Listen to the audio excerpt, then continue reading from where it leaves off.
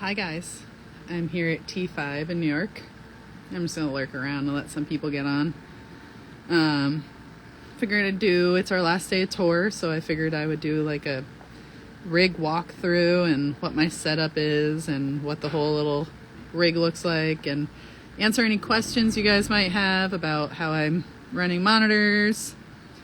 Here at T5, lighting is focusing right now, so if anybody has any questions, you can put them in there, but I'm gonna walk y'all through my rig a little bit right now. Also, I realize that my microphone makes a sound now. I don't know what that is. It's my phone, so I'm sorry. It sounds like a ticking noise. I've noticed it in my replays. So we're here in T5, Terminal 5 in New York.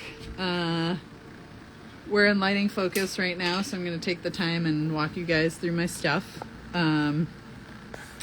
I've got lots of stuff going on here. So I guess we'll start with my wireless rack and my hardware rack, my sled and things like that.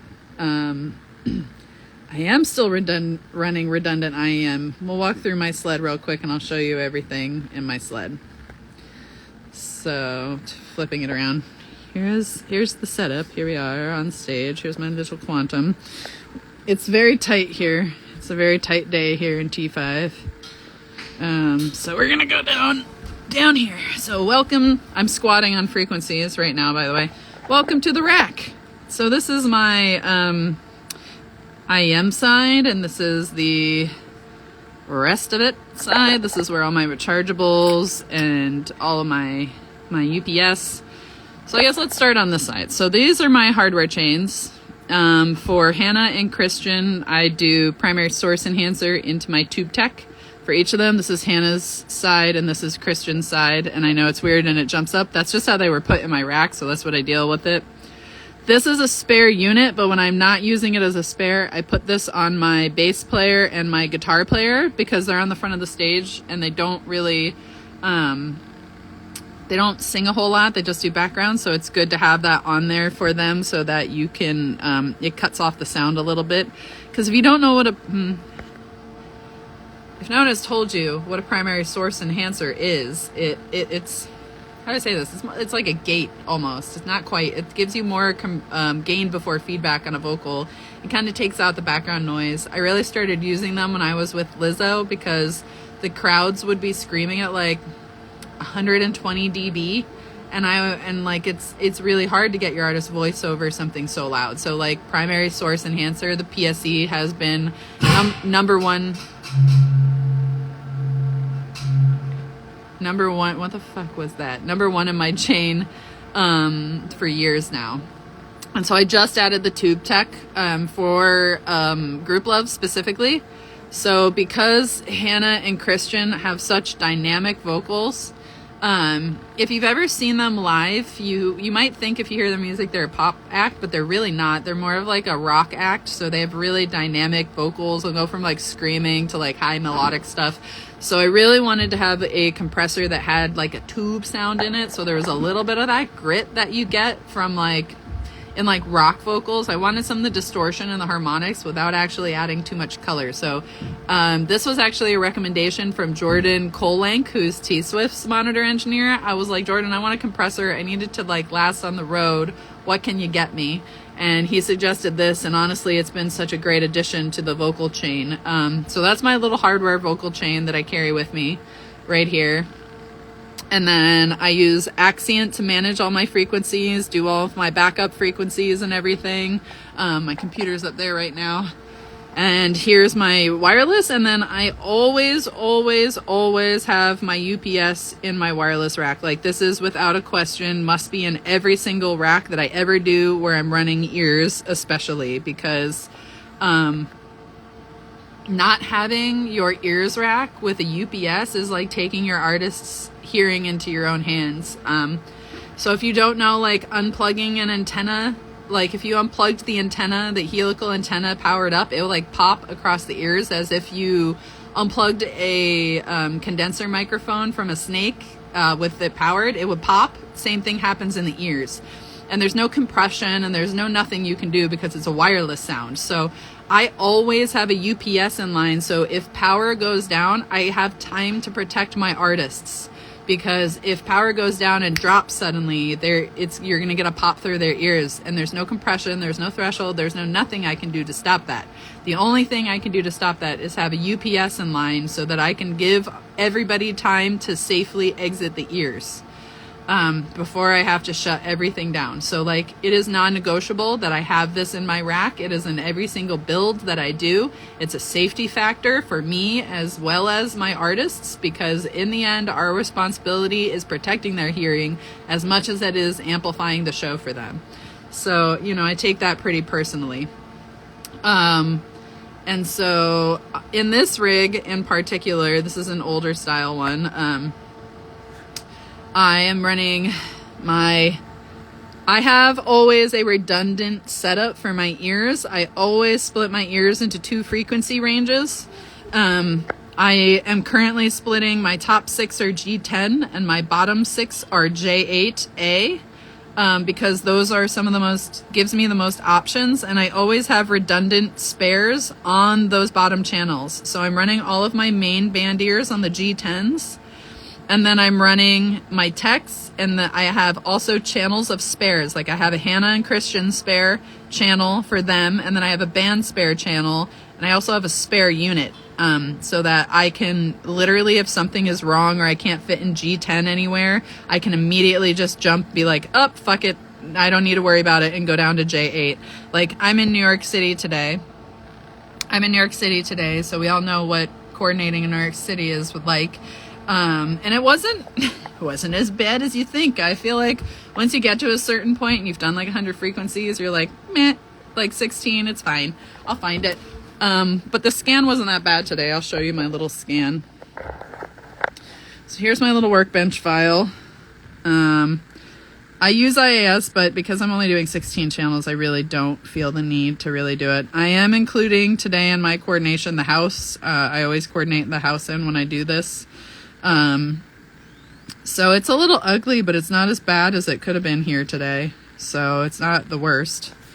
Oh, I'm not even paying attention, it's scrolling too fast for me.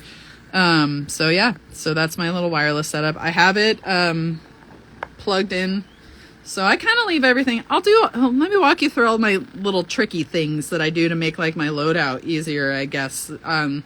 The gear is going back to the shop today, so I don't necessarily need to consider that as much. However, I have a bunch of stuff that I do to like streamline my load in and my load out and things like that. So I guess I'll just show you some of that stuff on top of this current tour.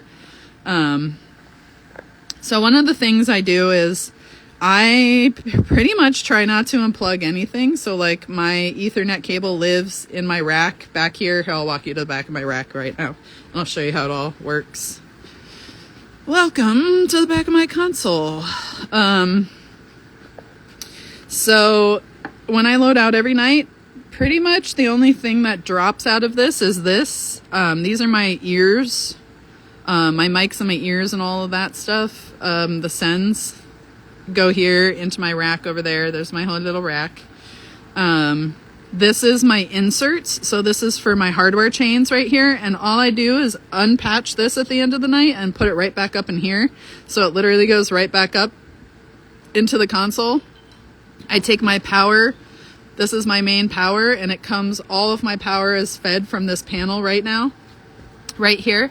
So this fully powers the my rack, my wireless, my console, and all of that stuff over there. This is the main power input, the blue, and then the white jumps out and powers that rack, and then the white jumps out and also powers my upstairs. So all I do every night is I just unplug these and drop it into my rack, and I unplug that from there and my mains from the distro, which is that guy right there, and I coil them back into this space every night. So I'm not unplugging these every day. This comes back into here, and then these unpatch. So I'm only unpatching, fully coiling and unpatching 5, well, this is a loom, so 4 cables every night. This is my fiber run.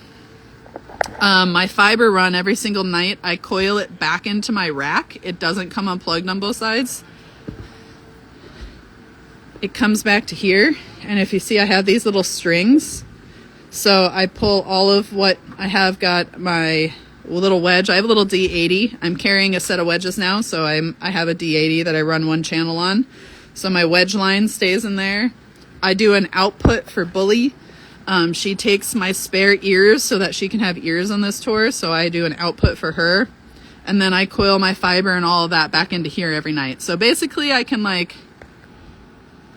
drop my whole rig in like 5 cables and have my console and my whole sled out of the way in minutes. Taylor Swift traumatized me, so now I'll never build a rig another way. Claire, this came out of we prepped in the Nashville shop for Claire. So yeah, it's a Claire control package. I generally take out Claire control packages. They're my main, I work for Rat, I work for Eighth, I work for Claire, but Claire is my main company when it comes to providing control packages for the road right now. They always do really good work for me, and as long as I'm guiding very strongly along the way of what I wanted, it all turns out quite well. Like, I intentionally designed this package to be very modular, because we were playing a variety of sized venues. Like, we were going from the belly up to like, I'm in Terminal 5 tonight. You know, and so the size stages I've had have been wildly different. So being able to have my rack and my distro, you know, up to 20 feet away from my console has been, you know, one of the best things I could have done. And like, I actually set it up. I'll show you how I like set them so they're not, so annoying. They don't take up as much space. So I face them towards each other. So I always have my rack face the stage. And then if you look, they're butted up against each other, back to back, and I always have the distro side of it face the back so that all the power is going out the back so that nobody can fuck with it. Because you want to know what takes down the show the fastest? When somebody pulls out the power. So I like to keep that out of the danger zone. Well, we're running at 50 milliwatts today because I'm in New York, so I am just squatting on frequencies so nobody takes them. Everything's running hot today. I don't normally structure everything at 50 milliwatts. No, I actually, just before I got on the live, I pushed everything up a little because I'm squatting, because I don't want anyone to take my shit today. So I have all of my mics on. I have all my ears on. Even though nobody's on stage, I'm pinking the channels. So like, one of the hacks, like if you're going to be a dick and you really need to coordinate and you need to sit in your frequencies and not have somebody take them, leave your mics broadcasting and then leave your ears broadcasting. Yes, technically the ears broadcasting is enough for the signal to connect, but if you have audio passing on that broadcast, it's even better. So when I walk away from my console and I'm squatting on frequencies, I pink all of my mixes. All of them. They are all getting pink noise up to like the 3rd LED so that I'm just sitting on those frequencies. We got to do it sometimes. WYSICOM's cute if you can afford it. My guy, like, what bands can tour with WYSICOM? You're talking like Taylor Swift and stuff like that, but like real people, like real artists, very few artists have access to gear like the WYSICOM. I got access to it because I was asked to use it on Taylor Swift, not because my production initially approved it. The Taylor Swift team asked me to use it. It was not something we would have chosen. Like, it's not that I don't want to use it, it's that WYSICOMs are like very expensive in comparison to PSM 1000s, and they're even considered expensive for some artists. So I'm already pushing a pretty technically advanced rig. I don't really think for the size venues and for what I'm doing that I can ask the band at the level where they're at to pay for that. I just don't think it's fair. I love WYSICOM and I love the utility of them, and Jeff is one of my guys. But like, you have to come up with ways to like financially make sense for your band as much as you have your gear, you know? I know that I can do what I need to do with a PSM 1000, like hands down every day. Like, doesn't matter where I'm at, where I can like do whatever I need to do with it. WYSICOM is great. I love their companders. I love all that stuff. But like, when we're in like a utilitarian tool situation and I just need it to work, I'm always going to go for the PSM 1000s. It's just like, you know, it's everybody's comfort zone. It's my comfort zone. Like, I've worked on them a lot, but it's just a finance thing really at this point. that's what I mean. Like, I always try to get everybody on PSM 1000s just because of the clarity. You know, I use the G4s with Michael Bolton.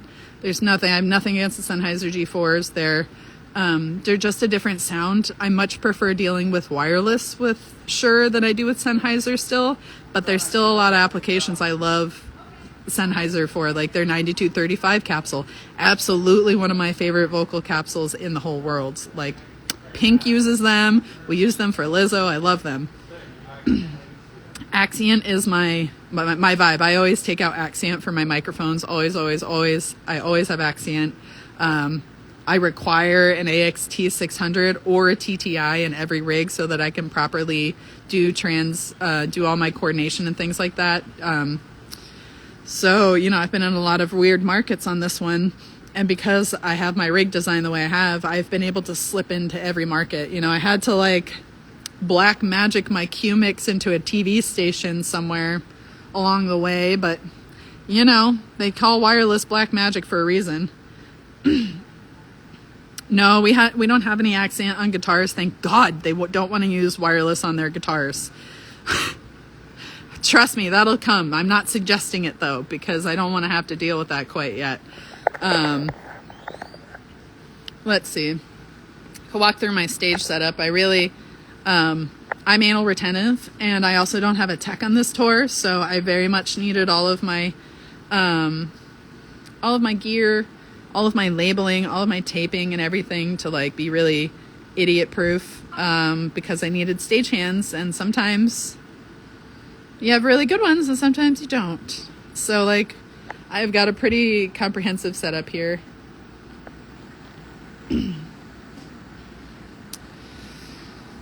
So these are all the snaky poos, and we're doing resistor code for this one. So brown, red, orange, yellow, green. The red,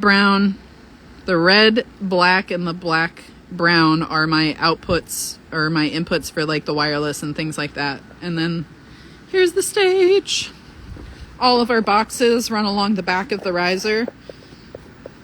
All power and inputs always hit the back of the riser, and coils live underneath. We've got 5 main stage boxes on this one. We're doing about 60 inputs total. I'm running about 5 talkbacks on the stage in different positions. This is one of them. All the techs have talkbacks, but there's only 2 talkbacks on the stage for the band. This is the stage left talkback for Wessie. And then this is the stage right talkback for Hannah and Christian and anybody who needs it. Dan, our bass player, is so close to me. Like, there's me, there's Dan, that we're just besties. So he just can like look at me and I'll know to make a change. So that's a little stage setup there. I do not use Shure Plus channels. I am running ShowLink, so I can deploy frequencies if I need to, but I'm only really running 4 channels of mic, so I've only had to hot swap frequencies once this tour. And the beautiful thing about running ShowLink on your Accent is that you can, and getting backup frequencies, is that you can hot swap your microphones without resyncing them. So if you're taking hits on your mic, like, or say you're taking hits on a guitar pack, it'll say, do you want to replace with your backup frequencies if you're running the show editor, and my phone is dying. You can immediately swap the frequency without having to resync the unit, which, like, when you're in those crucial seconds when shit's about to go down, like, it's so necessary. Now, it's very much like a touring thing for me, like in arenas and bigger, but it's very handy to have on shows like this. It definitely would be used more if I was running more like 16 channels and like guitar wireless and stuff, but I am not. Front of house is on an Avid. Front of house is on an Avid.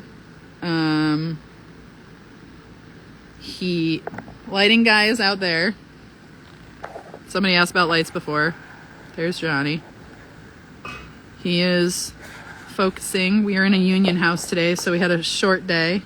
So he's doing stage focus right now. Advice for a first-time monitor engineer. Like, very first time ever doing monitors? Listen more than you talk. Your main job is to provide what they need to hear, not what you need to hear. You just need to make the basic mix sound good, and then everything else needs to come from them. And you can't assume that you know what they hear, because especially if you follow me, you know that I study the science of male and female hearing and how we hear, and how men hear from women is very different. And there's a lot of differences in our hearing, even from person to person. It's as different as a fingerprint. You know, you can have men that have what's called a feminized cochlea, which makes their hearing closer to a female's hearing. You can have women who have estrogen hearing loss. There's so much. If you're mixing like a white guy past the age of 40, you know, you're dealing with a beast than if you're mixing a female in her 20s. Like, it all makes a difference. So don't assume that you know what you're hearing, and don't be unintentionally gaslighting when someone is like, hey, here's how it's happening for me, and you can't just go, well, I'm not hearing that. Okay, so don't come at like that. Like, it has to be something more like, okay, so how can we make it better? Can you elaborate on that more? Like, if you have an artist who looks at you and goes, I want it to sound like pink razor blades, like, you have to be like, okay, well, what does pink razor blades sound like to you? Let's have a reference point. You know what I mean? Like, you have to work with them, and it's not your show, it's their show. So, like, first time, like, it's very different than front of house. Monitors is not the same beast. It is not the same game. It is so much more a mental game than it is like a mixing game. Do your artists feel supported? Do they feel safe with you? Do they feel like if there's a problem, you're not going to gaslight them and make them feel it's them? You know, like, how many artists do I get that, you know, I make a mistake, I forget to mute a channel, I forget to recall a scene, and they thought that they messed up. And, you know, I immediately fall on my sword. I've had multiple production managers be like, you're telling them too much. And I've had the artists in that same space come up to me and be like, thank you for telling me that much, because so many times I've thought it's me. You know, your job is to make them feel comfortable in their performance space, and that's it. I don't know. That's what the advice I wish someone gave me when I started, because it took me a long time to learn it, you know. And it's why I think I get the calls, like, empathy. Like, the whole job is empathy. My advice, be empathetic. You know, these are artists. We're technicians. Our brains are different. You know, like, I look at things from logic. Like, I'm Spock. You know, like, I'm going to step through it in a logical manner. The people that we're doing sound for are literally artists. They are artists. They are paid to be creators and creatives. Their brain isn't going to think in the same veins as our brain. And so sometimes there's a disconnect on how we communicate. And it's our job as the person in the seat to reach across and figure out how to communicate with them. You know, there's no ego involved in monitors. There shouldn't be, at least. Like, there's nothing in this that is mine. You know, the mix is mine, yes, but like, every single night it's for them. The show is for them. Like, I sat down with Hannah when I took on this gig, and I was like, you know, even if I don't know what you're saying, I will sit on this stage with you for 6 hours. However long it takes to get you happy is how long I will stay here. And that's the job that I signed up for. And that's the job you have to understand you're taking on when you're in monitors. It's not just doing sound. It's a therapist. You're like the on-stage therapist. You know, you're not just like an engineer. You are like I always tell artists now, I'm like, honestly, carry a monitor engineer, because you can have a mediocre front of house person and have a great show if you have great monitors, but you're going to have a bad show no matter what if you have a really good front of house person and you have a terrible monitor engineer. Like, the vibes are going to be off. How are you supposed to play? You can't hear yourself. You can't hear your instrument. You don't have a space to create in. Like, the most important thing you're doing is creating the space that they create in. Like, they create in the space that you're creating. They have to feel comfortable. Like, I look at setting up my mixes like walking into a room, right? Like if you're when they walk on stage every day, they're not just like putting in the ears. It's like walking into a room. Like, I've created the space. I don't know, you know, like, I use a ton of reverbs in the ears. Do you hear the tails? Yes, sometimes that's what the singers want. But do they hear them all the time? No, because every tail, every element of my reverb is creating the space that they're operating in. So like, you want to like, you're creating the space in which the artists create. You know, that's how you need to, how I feel like it should be discussed. Like monitors is you're creating the space that the artists create in. Like how are they supposed to have a good time on stage if they're like fighting all this compression and stuff? I don't know. Monitors, you need a lot less compression than you think, or more transparent compression, because they don't want to hear their voice slamming up against a limiter. They don't want to hear their voice slamming out like a 3 ratio. You know, like there's so much to consider. It's so much more than just like front of house, you know, like I don't have the grace of slapping a limiter on the outputs. Like that's not something that I can do because it's going to ruin their show. Like the whole point is like dynamics, right? Like they're looking for dynamics. They are dynamic. Artist music is dynamic, you know, and taking away that dynamic takes away some of the energy and like what is available to them on stage. So like, imagine like mixing in a tube, like how that wouldn't be fun. I don't know. So like that's the gig. You know, I just posted something the other day about this, and it's been a weird journey the last year to like really experience artists and what they're going through on our side of the snake. And, you know, like there's a lot of problems out there with monitors. There's a lot of people who come to me for advice. There's a lot of artists who have started to reach out and be like, how can I better advocate for myself? You know, and the honest truth is it's our job to help educate them on how to advocate for themselves in our space. They don't have the verbs. They don't have the words. They don't have the same stuff. We need to look out for them. You know, we got to have our artists back. I have my artists back all the time. Sometimes it makes me unpopular with management when I'm like, well, absolutely not. We're going in to a festival with a rig that I don't know, and you want me to be consistent? I can't promise that. Like, I can't promise that I'm working on a festival console that everything is going to work and that I'm going to be able to get on time. If you give me my tools, I can guarantee that it can work because I know. You know what I mean? Like, you have to set your own self up for success as well as your artist. Like, there's so much more to consider in the job than just like sound. And you have to be highly technically proficient. Like, part of one of the things like a lot of artists get gaslit from is people's technical non-proficiencies. I just made that word up because I can't think of the one I want, but like people who don't have the technical proficiencies. Like, you shouldn't be behind the monitor console if you can't do wireless, if you can't patch, and if you can't keep like a stage like together.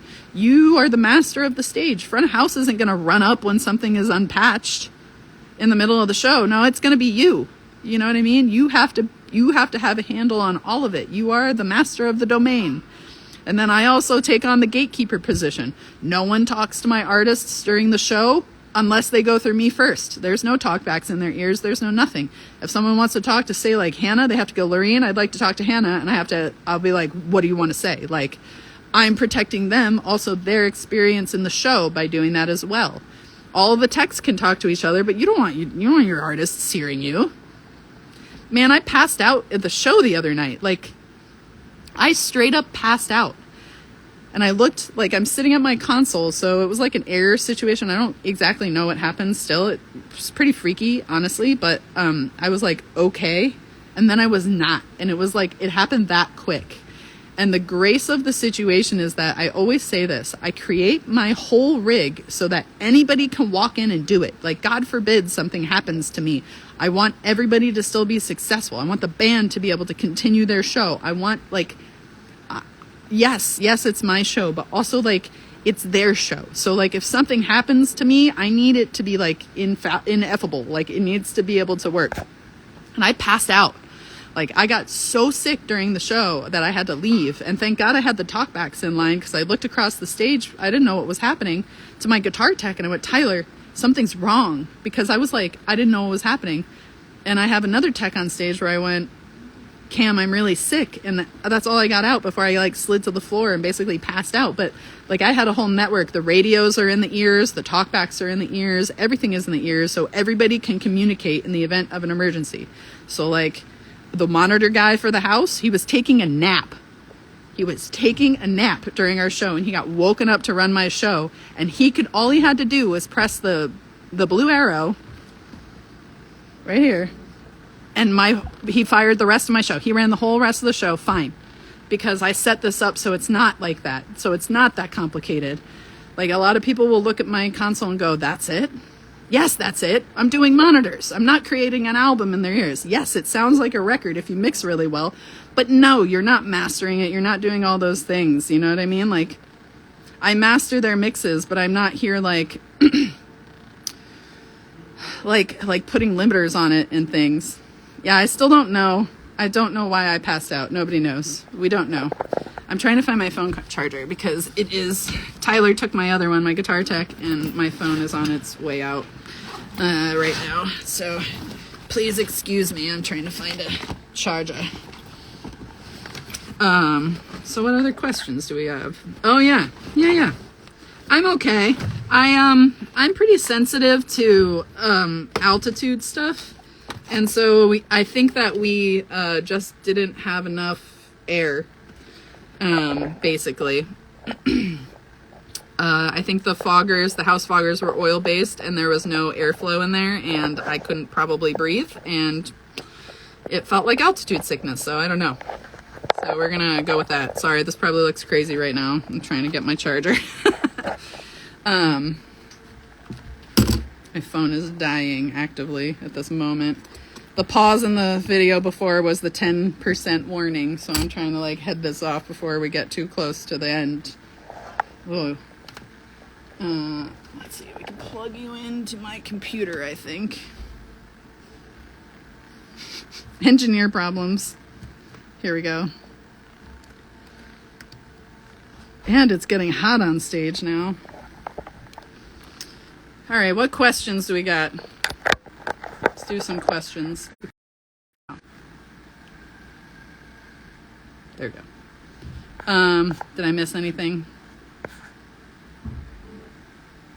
Oh, Clang? I have experience working with Clang. I do like Clang. I would love to like Clang more than I do.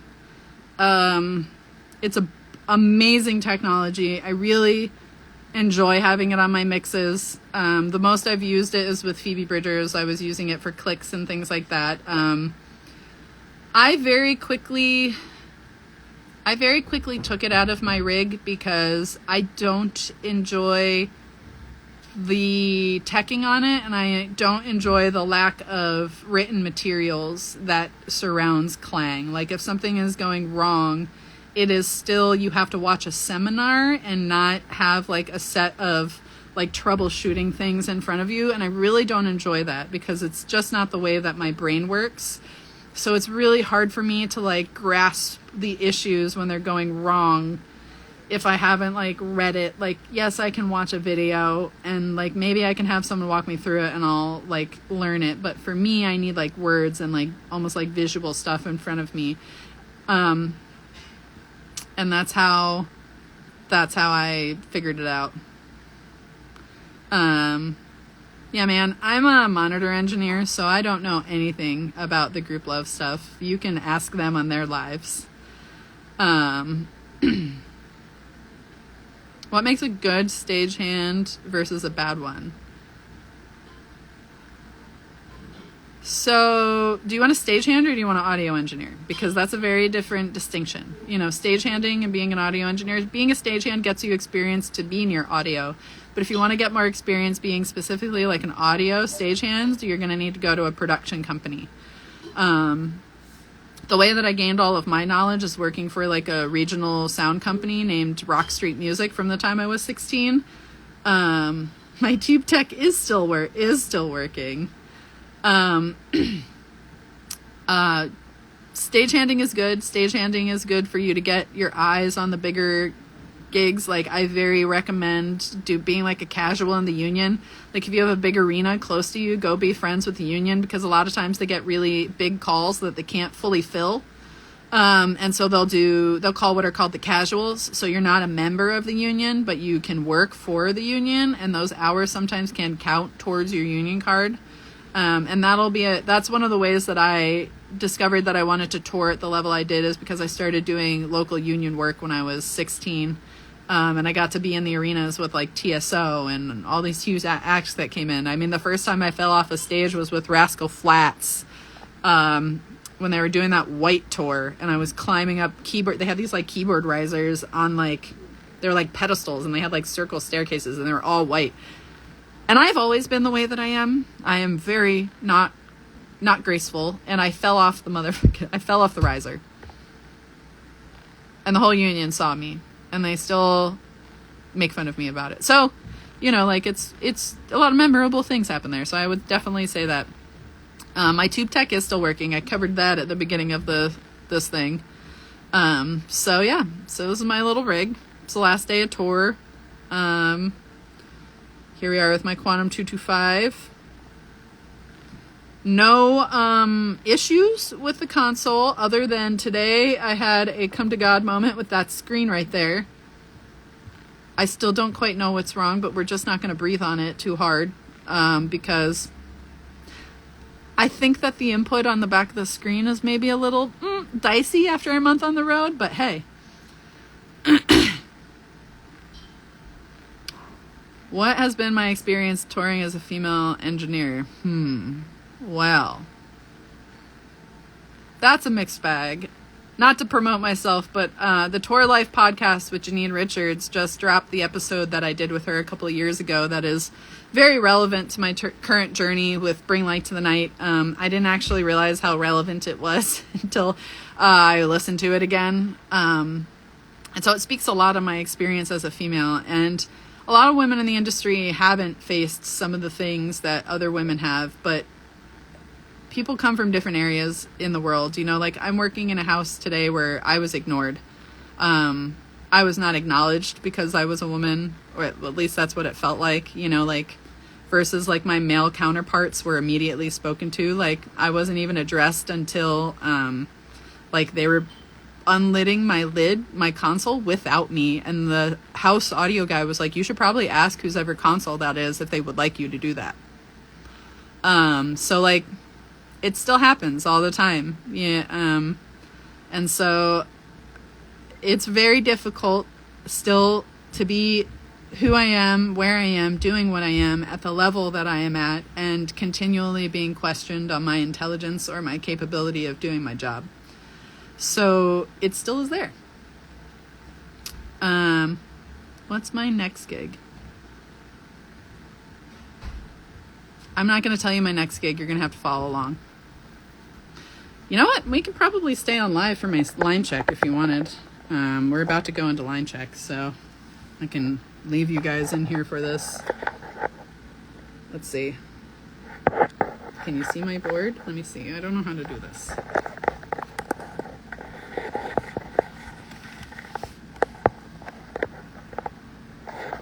This might not work the way I want it to. Let's see here.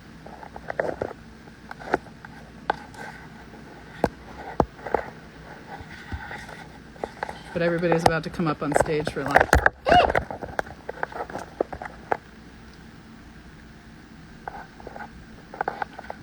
Trying to make this work, but I don't know how.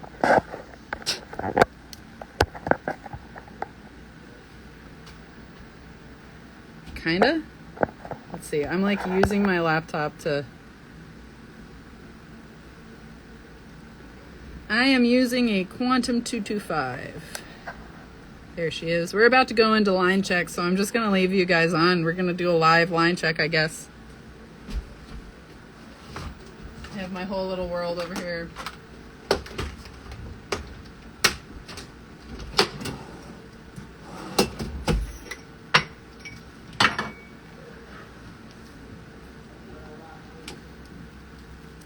So I use Jerry Harvey ears. So does the whole band.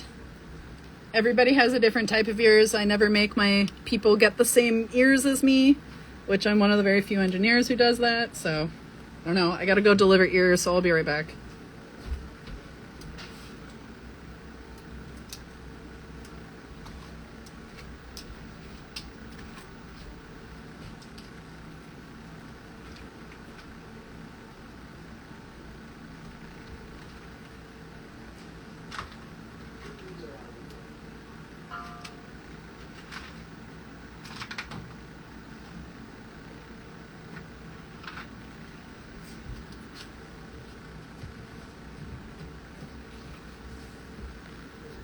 Tech ears.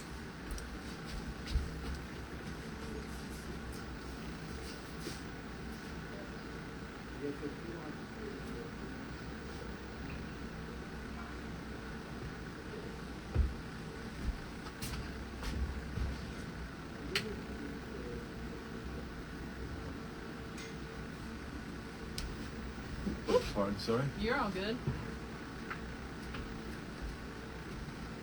Hot space right now. Sennheiser wireless mics. I love them. I just wish I liked their wireless better. You know. Let's see here. Blue lights mean we're good.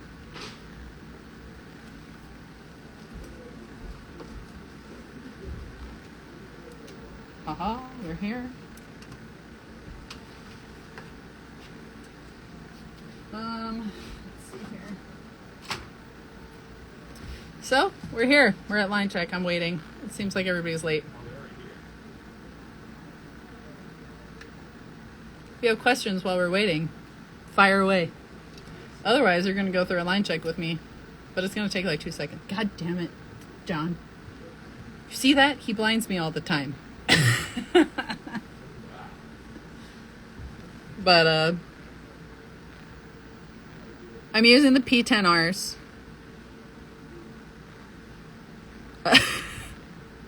I'm using P10Rs from Shure's. I usually prefer the P10R Pluses, but it's basically whatever you can get. I don't have as many issues. God damn it, lighting. I don't have as many issues with the P10R Pluses as I do with the P10Rs. There's a unique issue with the P10Rs where sometimes they go microphonic. Cameron Latham, ladies and gentlemen. See, I told you I was getting a line check. We're getting spicy. We're in New York. It's the last day. We have like senioritis and everybody's going crazy. This is taking longer than I thought for line check, so. These are my ears. I use the Angies. Hannah uses the Angies. Most female artists that I work for like the Angies. If I were to make a recommendation for female ears from Jerry Harvey, I would say the Angies, even though that they don't have them in their magazine anymore. And they might be upset that I'm saying this, but Angies for female artists all day. What settings do I run on my PSM 1000s? Let's see. I'm usually gain structured at -12.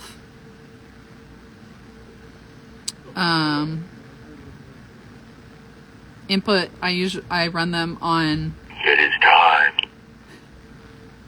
It is time for the line check. I run them on line level because. No, I run them on mic level. Excuse me. Because, like, why am I going to use the conversion? It's fine. I try to keep it simple. It's just channel changes. Like, my scope is not. Like, my recall scope is. Like nothing. Like, I recall sends, faders, and mutes, and any external stuff like waves and things like that if I wanted to recall it, but nobody gets recalled. It's safer that way. Like, I don't recall head amps. I try not to recall EQs. I try not to, like, unless I have to. With Phoebe Bridgers, I did some more head amp and EQ recalling, but that's only because I was basically modeling sounds in her ears. I usually don't ever do that. That's not something I like to do in monitors. I'd rather, like, mix the show. You know, like, a lot of times I'll be like, oh, automate it. I'm not running on time code, so even, like, the manual changes, I'm still manually firing. So no matter what, I need to be involved in that show. Oh, it's about to get weird. The gang's all here. Whatever's in-house. Squad.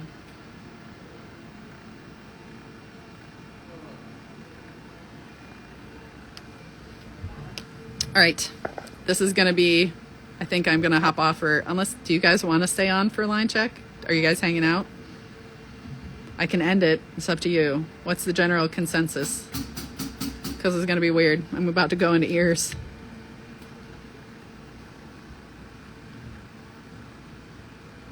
Hey, he didn't need to be involved. I don't blame him for taking a nap.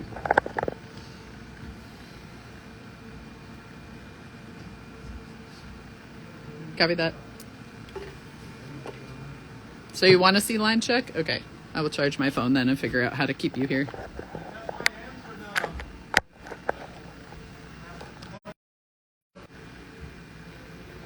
Guess we're gonna do a line check with the gang here. Let's see if I can make this work.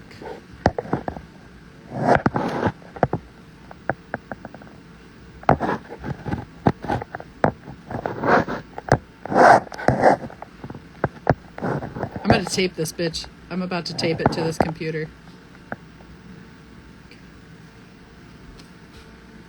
Are you live streaming? Yes, I am. Cool. I was like, do you want to do the line check? And they were like, yeah. I was like, okay. Guess we're going to do line check today. I know. I am not using Waves. That's Joseph Dempsey. He's our keyboard player and playback man. Yeah, no wave server here. No Wave servers for me. No. Big no. No. Yeah. No. That's why I have hardware units. Internal or hardware? Yep. See, he's like external or hardware. Indeed, Joe. Indeed. Take it from me, I'm using Helix Native and I wish I wasn't. What? I'm using Helix Native for a lot of my effects and I wish I wasn't. Because you're like, oh, this automation's happening. What the fuck? Yeah, he automates things. So, Ah! I don't know if we're gonna do the long version. God, John, he blinds me all the time. Welcome to stage. This is just. You got a nice little nook over here. I do. I made a cute little world, and then they can move this as their need. Yeah. Behind me is so I had to like be considerate with my stuff to make sure I can move because behind me is the T5s. All of the. Do you see this? Do you see this? All the T5's like gear and stuff is behind me. So I have my work box set so it can move so they can get in all their stuff no matter what. I sit down when I'm working all the time. Like sometimes I'm too amped to sit down, but like by the time I get this set is over 90 minutes. So by the time I get towards the end of the set, I'm sitting. I'm old. I'm in my 30s now. It hurts. Here we go.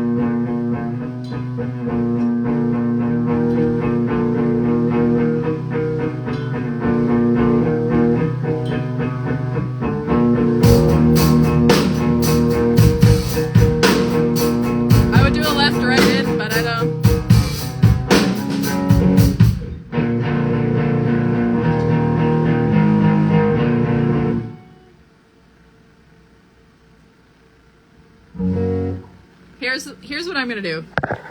I'm gonna stop this live and I'm gonna start another one for the sound check. So rejoin me on the other live because I want to save this video with that monitor spot as its own thing. So I'm gonna live stream the sound check. So just rejoin me in 1 second.